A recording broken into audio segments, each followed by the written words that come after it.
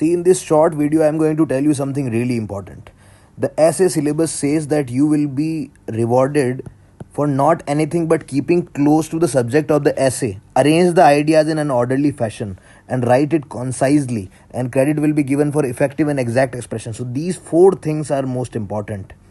These four things will be rewarded, maybe 30 marks for this one, 30 marks for this one, 30 for this one, and 30 for this one, and maybe 5 for your handwriting or something like that.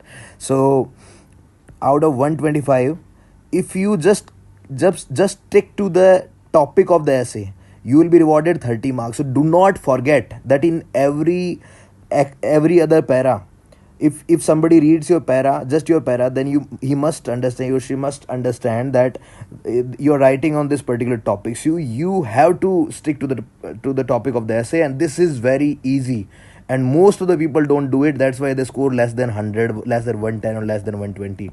If you do this, an orderly arrangement of ideas is really easy. You just need to make a structure, just make themes, and just check whether the flow of ideas in these themes is in an orderly fashion or not. What do I mean by order? That you write all the points related to history at the same place, all the points related to current affairs at the same place, all the points related to the political dimension at the same place, and all the solutions at one place. So that's the orderly arrangement of ideas. It's really easy, So this is the second thing: concise and exact expression.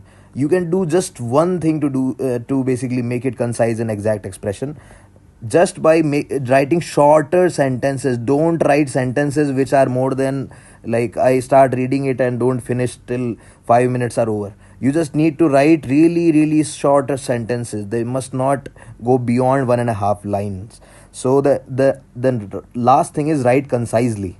So you have to write concisely the shorter sentences. And there is also a word which is basically coherence. Somewhere it is written coherence. So how do you make coherence? Coherence is basically made by writing an effective conclusion. And an effective conclusion, you have to